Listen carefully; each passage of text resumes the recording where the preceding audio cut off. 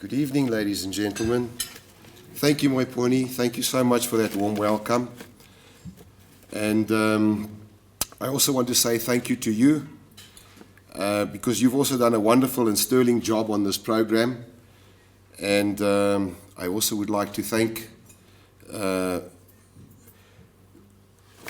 you guys for hosting this event, and I'm very privileged and honored to be here and to be invited to share my experiences on the mentorship program, and thank you for what you have done in the mentorship in this country.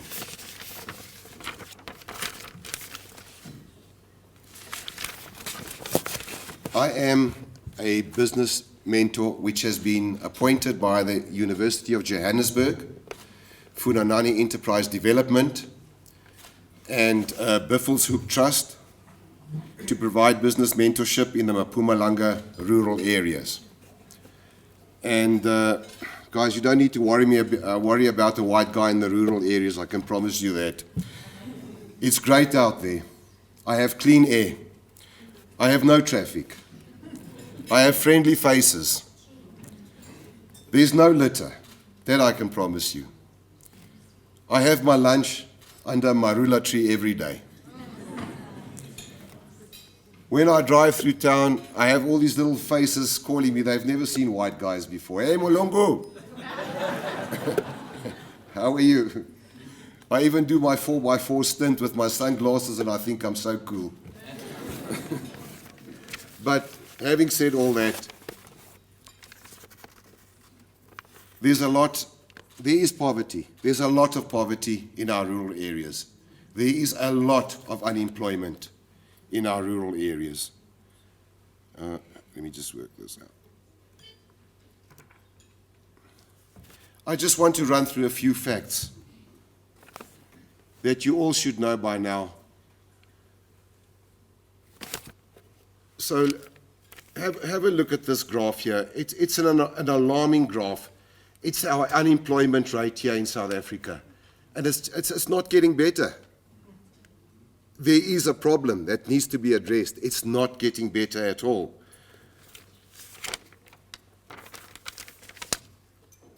How do I do this? SMEs. SMEs are big business. They have been identified as the productive drivers of inclusive economic growth and development in South Africa. These are the stats. SMEs make up 91% of formalized business. They employ 60% of our labor force.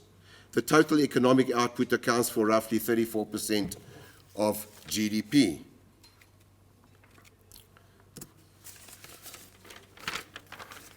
The importance of our SMMEs. We've just had our elections. Our government, every political party, advocates job creation and alleviating poverty and stimulating the economy. This is where they should be looking. This is the starting point. They have initiated some forms of frameworks, but is it really working? And this is what I want to sort of address tonight. SMEs are considered an important contributor to the economy as drivers for reducing employment. SA government is cognizant of the importance of SMMEs and has built frameworks for SMMEs development and support. So what's the problems? I've been doing mentorship. I've been doing business plans. I've been putting in applications for funding, and these are two problems that I've been encountered right through this entire year. If we focus solely on these two issues, there will be a major breakthrough for new business in South Africa. Let's have a look here. We talk about the encounters that the hurdles that I've encountered are as follows. There is no conducive business market It's so difficult for me to get market linkages for my people. And, you know, being in Johannesburg, and you guys are networking, you guys know all the people. I'm just a country boy, and I just need markets for my people out in the rural areas. If I can get this, I can get them funding. Now, let's talk about funding for a minute. We have our national banks, and we have government-initiated funders. But when I go for funding, I just want to start off by saying that I've had a lot of funding success rates. I funded a lot of business, but today, it's virtually impossible for me to fund a business if they don't meet each and every one of that criteria. And you just need to default on one of them. Your application gets rejected, and things are becoming more and more difficult to get funding. We've got our government-initiated funders. We've got the IDC. We've got the NEF. We've got CEFA. We've got the NYDA. But there's always a problem with someone. One guy says, it's not in my mandate to fund this. The other guy says, I cannot fund under 5 million. It makes life extremely difficult for us to get funding for our SMMEs in this country.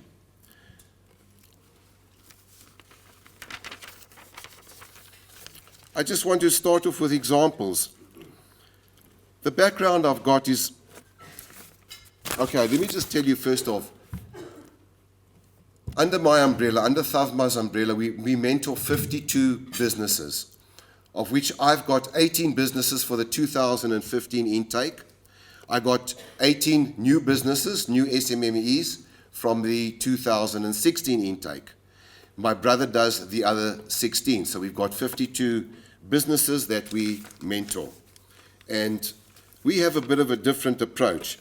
But just coming back to the funding situation, and where's your enter? Okay. These are some of the guys that I mentor. These are bush clearing guys. Just to give you an idea of how difficult it is sometimes to get funding. There are 5 bush clearers, 5 bush clearing companies. Each bush clearing company employs 12 people.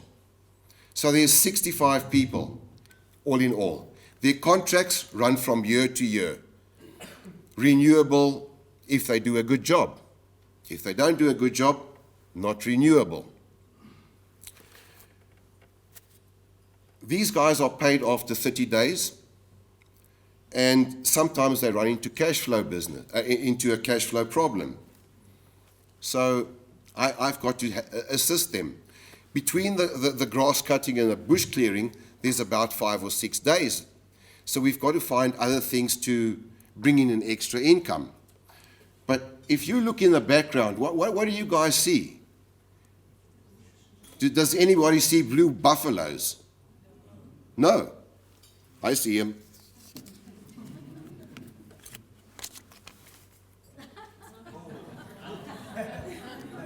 They're lying all around. Your blue buffaloes are all around there. Everything. Now, let me just say that for extra business, what we try and tell these guys, do not depend on your contract. It's never going to last. Do something else in the meantime. So what they do, I say to them, guys, we've got all this wood lying around. It makes the best braai wood ever. Those charcoals burn forever. You can start your braai on Saturday night. Sunday night, you're still braaiing. We need a biologist or a nutritionist in there. They can make cattle fodder. We've got cattle dung that's lying around for compost. There's so much that these guys can do. They can print blue buffaloes if they want. But we have a problem. We have a funding problem. Because no bank, no institute are going to fund these guys because of a one-year contract. They don't have their financials in place. And it's sad if these people have to lose their jobs. We're talking 5. There's so much work out there. There's so much work out there for these people.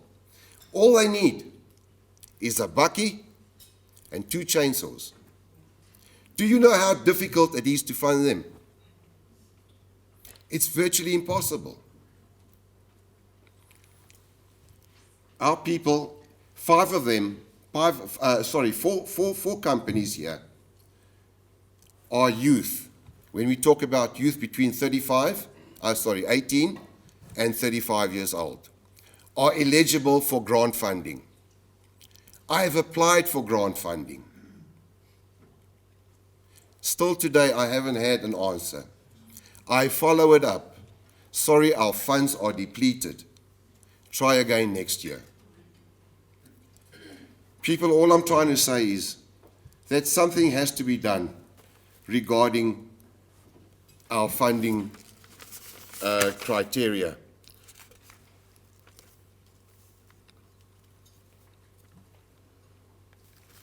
I just want a situation where the funding is flexible and that will cater for people like this.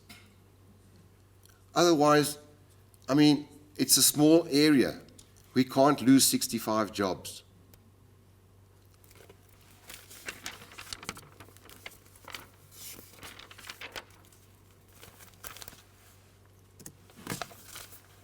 Oopsie. Excuse me a second. So how do we overcome this?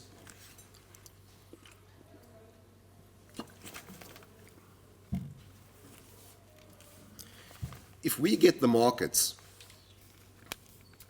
if I can get markets for my people, I got no worries to get funding for them.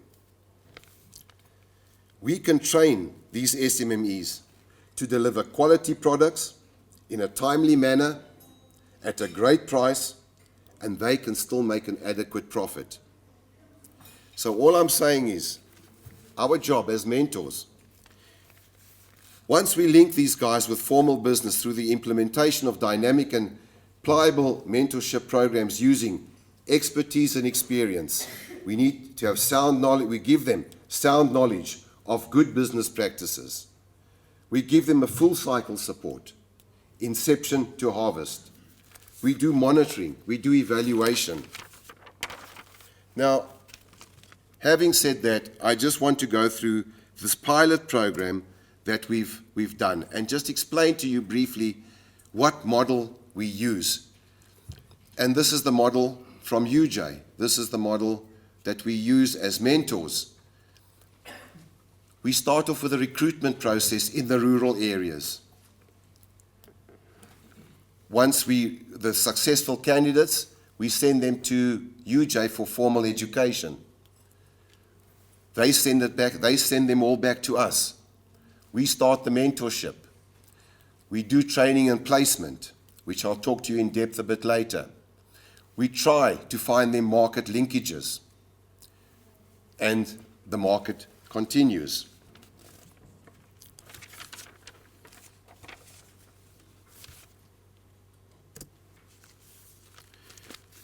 We as mentors, my company we take a slightly different approach when it comes to mentorship.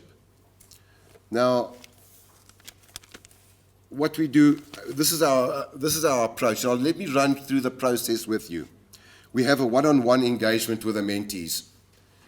And you know what? We sit with them, we say, what are your objectives? Where do you want to go? Where do you want to take your business? And I just want to say that their hearts are definitely in the right places. Everyone has exactly the same answer. I ask them, where do you want to take your business? They say to me, I want to be the biggest business in South Africa, and I want to employ 1,000 people.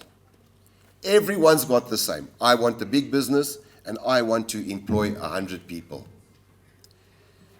It was very difficult Look, well, good. Their hearts are in the right places. Let's agree. However, that's not how business works. What we teach them from the word go. And today I can walk to them in a group and I'll say, what are we in business for? And they all shout to me, to make money. To make money. And we as mentors, we don't want to alleviate poverty. We don't. We want to make money for them. That's what we want to do for them. We want them to get greedy. In their case, greed is a good thing. The more money they make, the more people they can employ. That's what we want for them. We do a business assessment. We do a business due diligence. We look at what they short. We look at their business compliance. We look at everything in their business. They haven't got much.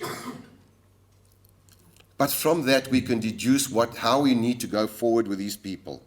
We agree on the development areas and learning outcomes. We determine the support and assistance required. We identify what type of resources they need. Now, when it comes to technical training and placement, we are sitting with a budget. It's not a large budget. So we've got to think very nicely. We look at these guys and we take them and we train them specifically in what they are good at doing and according to what their business does, so that we can get them back into the business world immediately and start having sales, start doing business, start with their income of money, start getting income. We have an ongoing mentorship, and then depending on the markets, if we get any market linkages, a compilation, we do their business plans and we do a funding application if we get markets for them. And then, of course, we stay on to do the we assist them with their execution skills. We try and establish their reputation and the ability to form and deliver.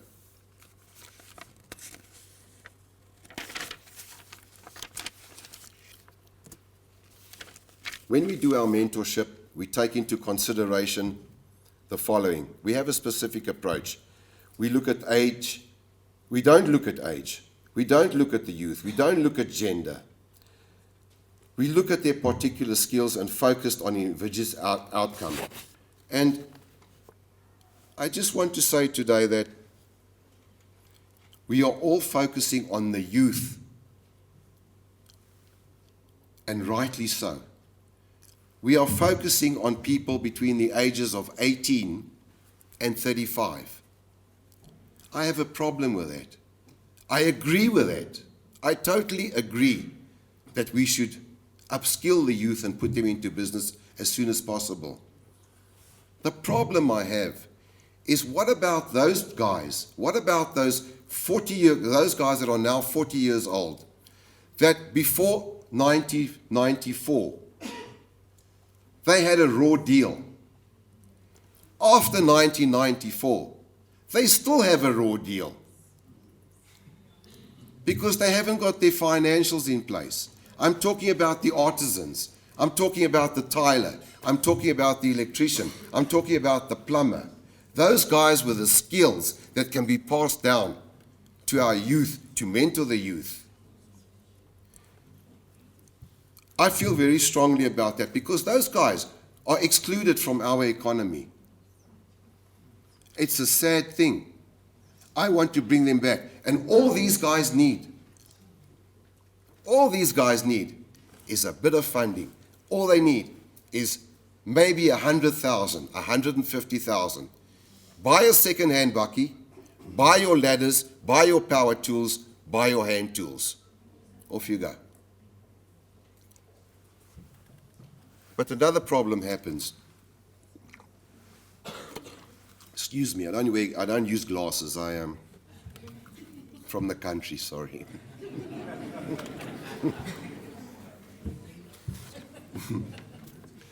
You give these people the money. You say, here, start your business. Guaranteed to fail. Guaranteed to fail. Why?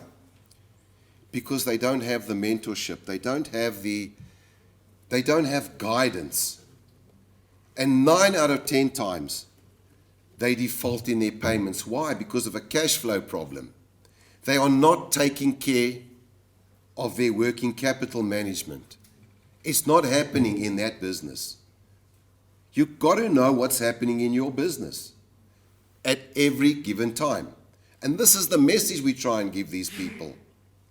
It's the same situation as John and Sue. John is an electrical contractor. His wife Sue assists him in the administration at the office. One evening they decide they're going to go home early and they want to go and visit friends. So Sue gets into the shower. She has a shower and John comes home. He says, "Hey Sue, don't switch the taps off. I'll go in straight after you." As he gets into the shower, she gets out. She puts a towel around her, and the doorbell goes. He says, "Hey, won't you get that, please?" So she goes down to the door. Remember, she's only got her towel on. She opens the door, and Simpiwe is standing there. And Simpiwe looks at her. He looks at her. He says, "Hey, sweetie, here's $800. Drop the towel."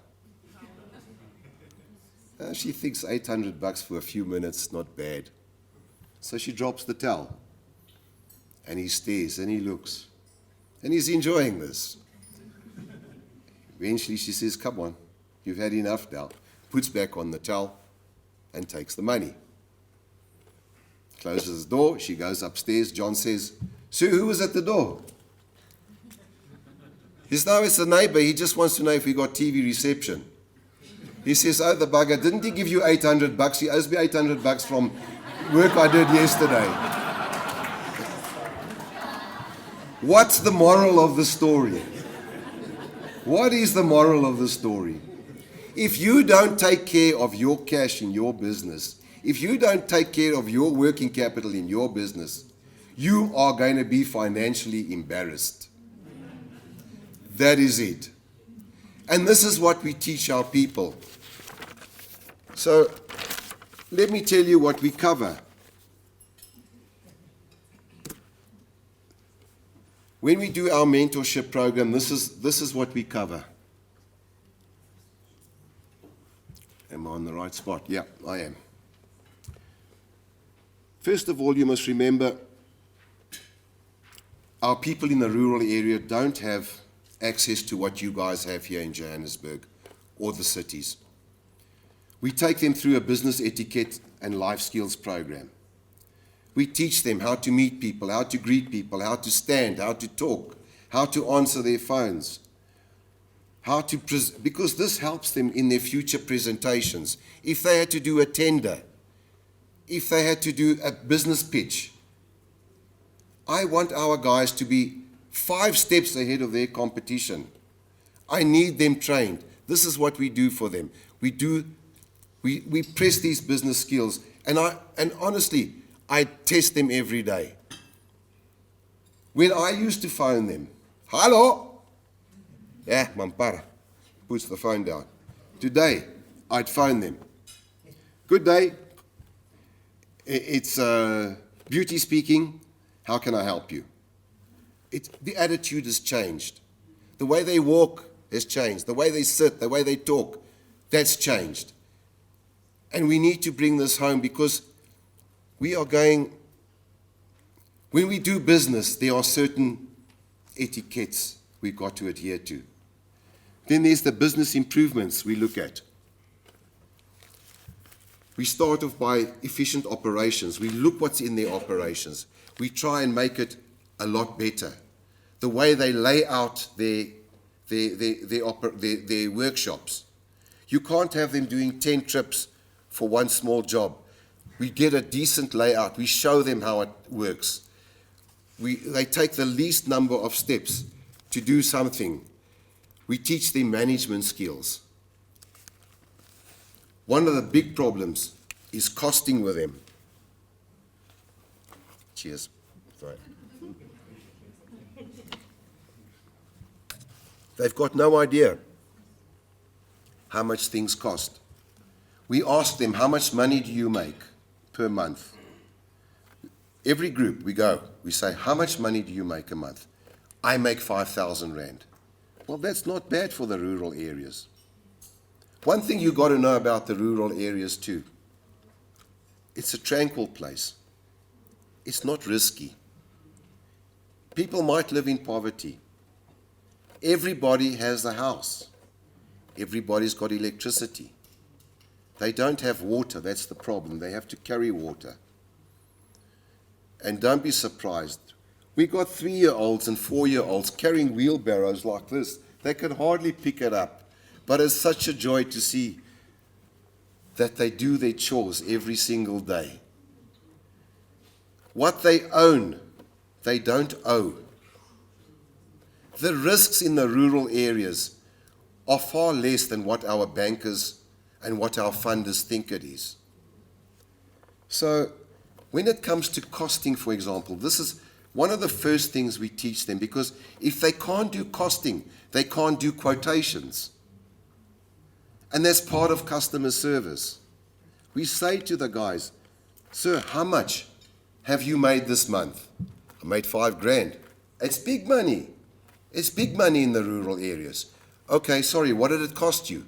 It cost 4 grand.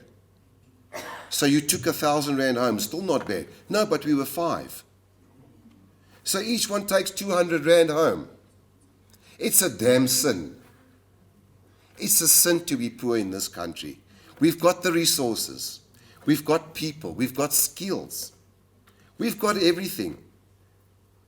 There's something flawed that needs to be addressed. And this is the way I feel. And what we also teach, and I'll come back to that, what we also teach is financial management and control. It's a big issue with everybody. I mean, I even struggled in my 7 businesses. I was too worried about my core function in my business. I had no time to do my books. I got into a cash flow problem. It happens in every business. 95% of businesses that are in trouble is only due to cash flows. Then I get my bookkeeper to do this. But he comes to me and he gives me financial statements. I don't understand them. I don't. And what I pay him for, I mean, I remember paying him like 80 grand for the year to do my financial statements, and I couldn't even understand them.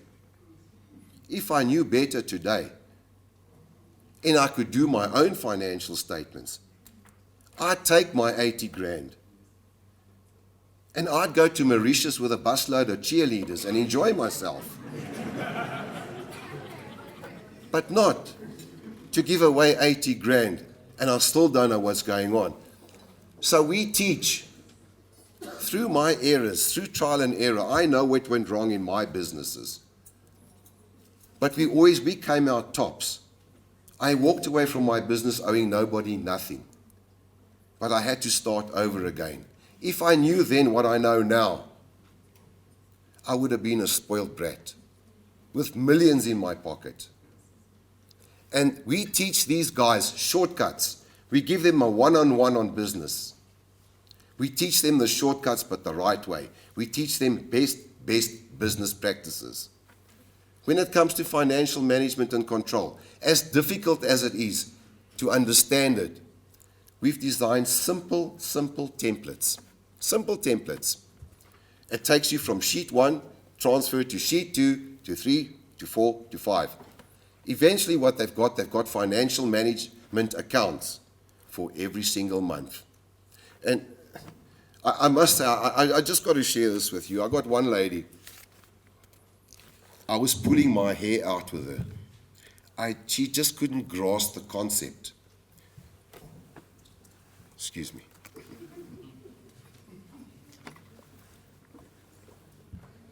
she couldn't grasp the concept of accounting practices. I must have gone out and had 1,000 packets of cigarettes and pulled out my hair.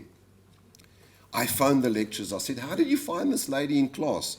She said, oh, good luck to you. Oh, good luck to you.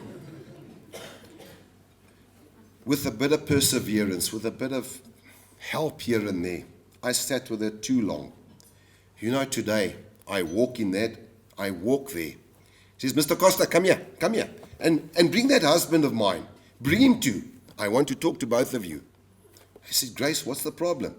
She says, you know what, I just want to tell you, this has been our income for this month. We made 100,000 Rand this month. 80,000 Rand was in cash. These guys owe us 20,000 Rand. And it's overdue for 14 days now. I'm upset about this. My husband is not looking around for spares at a reduced price or is not getting his proper discount. Our cost of sales have gone up.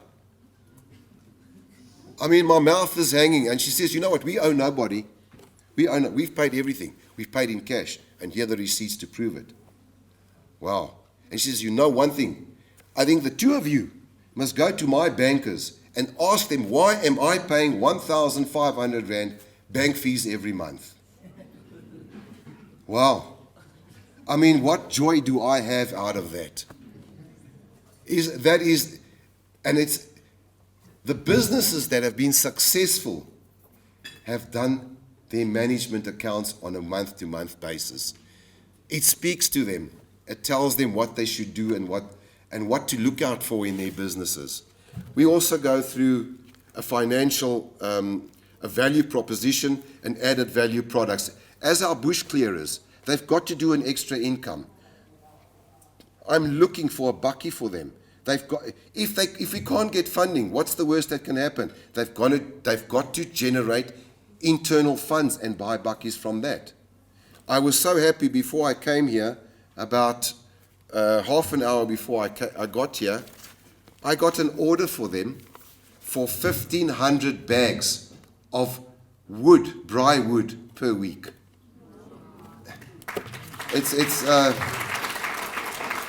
I mean, that alone, you take 10 bags a day gives you 100 Rand profit. That's all they're looking at, 100 Rand profit per day times 30 days. It pays their bucky, doesn't it? Okay, that's... And then, of course, we go through the sales and marketing, the 4 Ps, the customer service, relations, new markets and opportunities. And we use this model. As simple as it might look, we go through each and every activity here. Each and every activity is discussed in detail. It looks simple. But when we take it, we say, who are your key partners? Where do you go shopping? Do you look for your best prices? Who are your key suppliers? Where do you get your money from? Etc., etc. And then they start thinking. The other problem that we have in the rurals is that communication. They don't use their laptops. They don't use their data as they should. Now they know. There is such a wealth of information on the internet. We all know that. Now they can go shopping on the internet. They need to look at that. Cut their costs down. We talk about staff. We talk about the right people in the right jobs with the right equipment. We talk about health and safety. We talk about the costs. What does it cost to produce a product? If you don't know what it costs to produce a product, how on earth are you going to give a quotation? We have a value proposition. What your package, what you're selling, is it a value to the customer? And we have a few challenges. And the challenges we have are simple, that I say to them, you must remember where I operate, we've got the Sabi Game Reserve. And we try with market linkages to the lodges in the area. And when I say to them, what does your product cost? They say 100 Rand. I say, okay, you're going to sell it to the lodges now. What do you charge? No, we charge 300 Rand because we know they got money. So we've got to change that mentality. We do work for the government, but we can charge a lot more because they got money. So we change their perception. Then they start blaming apartheid because they're not being supported by the lodges, saying that these white managers are now not buying from us because they're going to Nelspruit and buying there. And I say it's not so. These guys are in it to make money. They want the best value for what they're buying.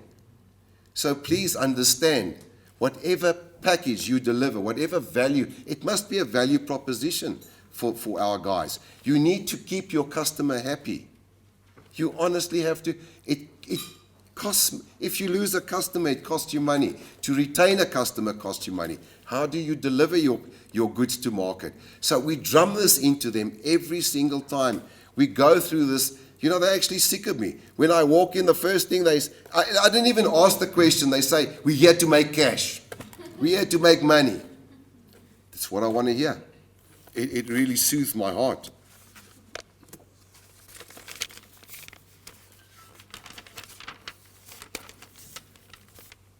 We do 52 SMMEs. There are successes. We've reached some successes. Some more than others. But not all successes are measured by the amount of money we get in for the project and the amount of money that we fund them. Just as an example. Sorry, I had too much wine.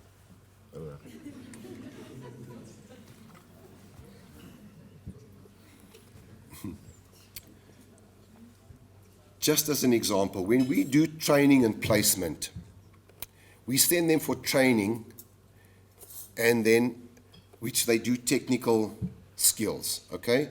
And then we send them off at a work placement. Now we have budget constraints as well. And having said that, we've got to find the best possible training for these guys.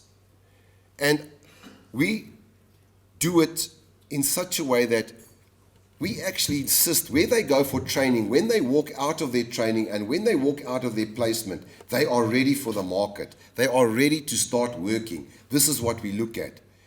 I have arguments with my people, but they don't argue back. They say, do what you have to do to make a success. And this is why it's such a joy to work with Maponya. She says, get it done. Just get it done. What I'm saying is, we don't always go for the accredited CETA courses. We don't. We get an expert in the field, and we let them train. I got 3 IT guys. They want to open an internet cafe. This is just an example. The course that they have to do, or they're applying for, at any learning institution would take them approximately a year. And it cost them 86,000 Rand. We got a course for them for 8,500 Rand each. They can walk out. They can now open their internet cafes, each one of them. Because they know networking. I'm so stupid when it comes to the digital and to the technology side of things. But they know the business. I mean, they're talking jargon to me, but it's all working for them.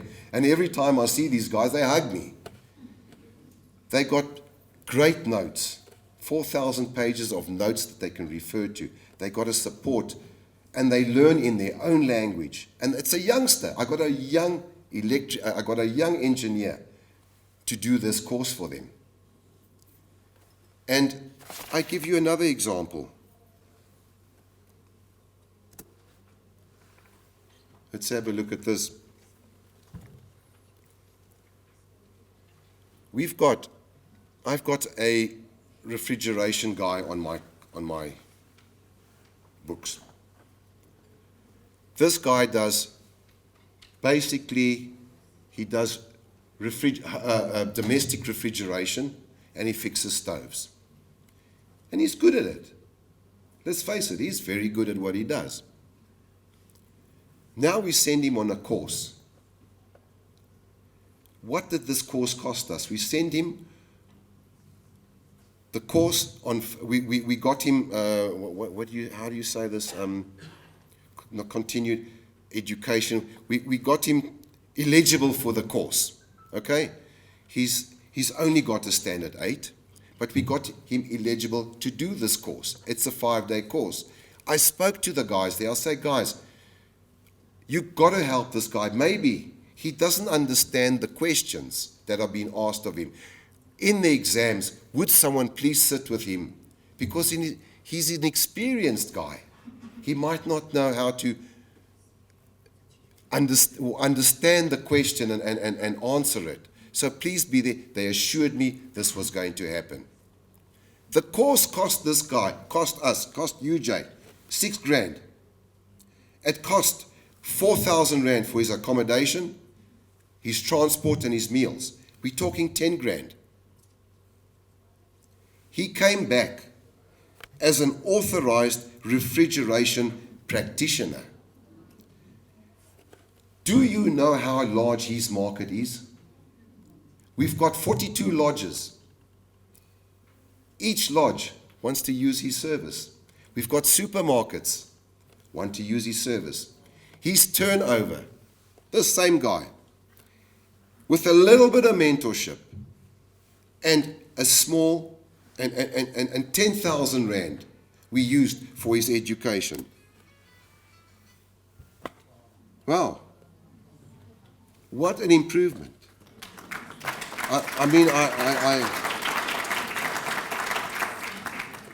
We've got other success stories like that, but I'll come to those as well.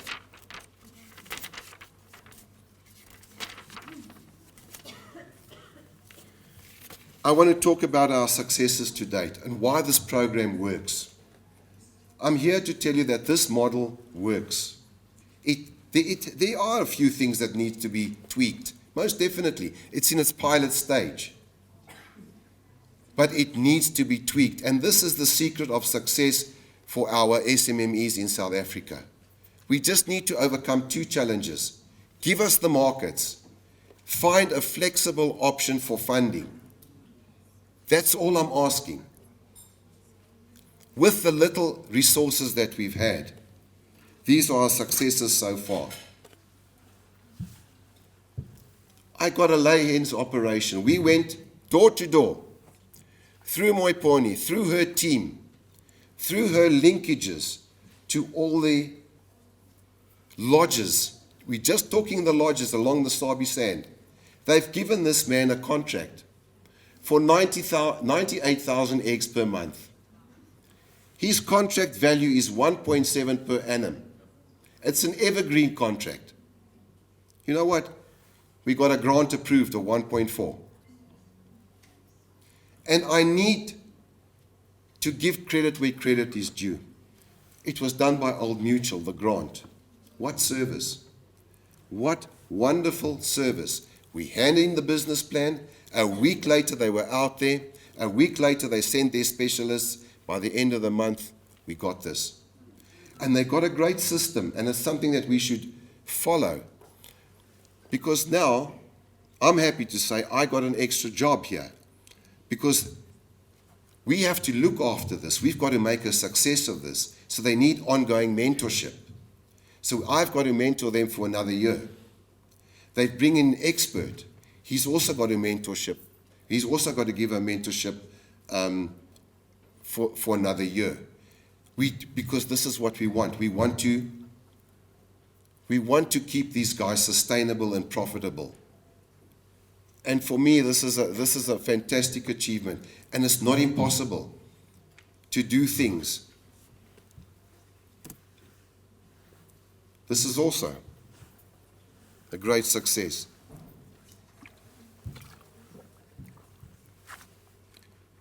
A transport contract, 10 million over 5 years. We've got a grant funding approval for 770,000 already. Loan funding in progress, 770,000. We've got 8 farmers. We've got butternuts contracts to deliver 30 tons each over 3.5 months. Total income of 800,000, approved grant. In principle, 400,000.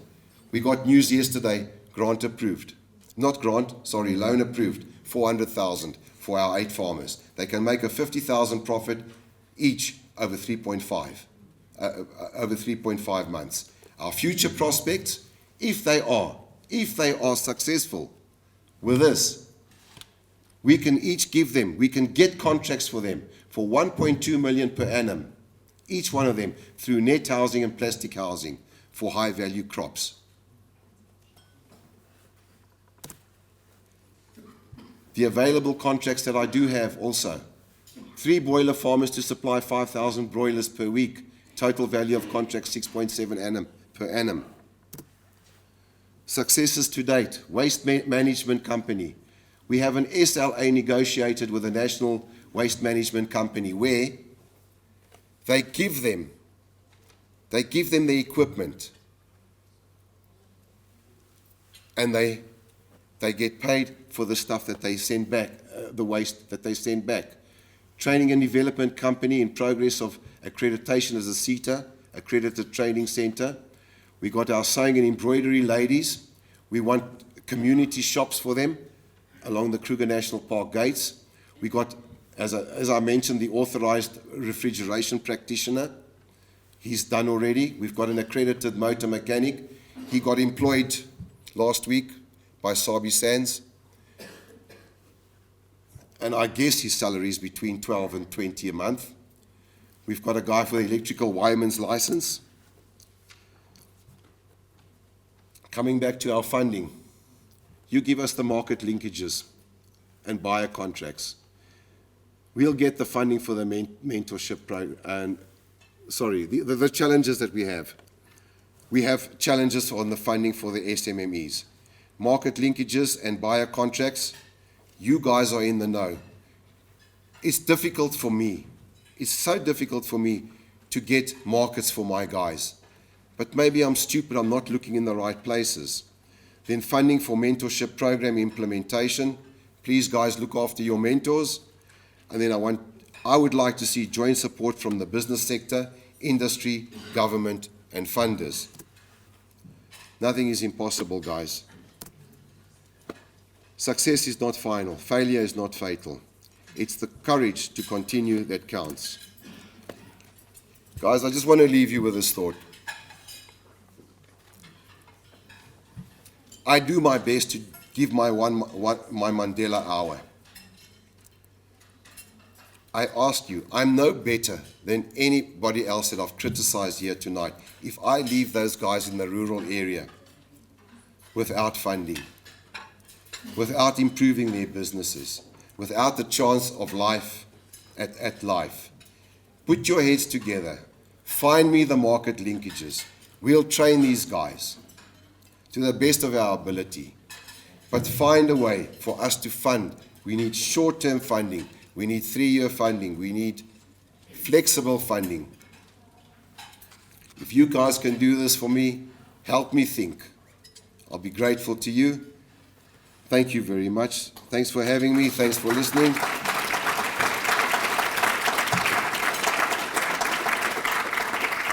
I'll be on the floor if you need to. The University of Johannesburg. Rethink, reinvent.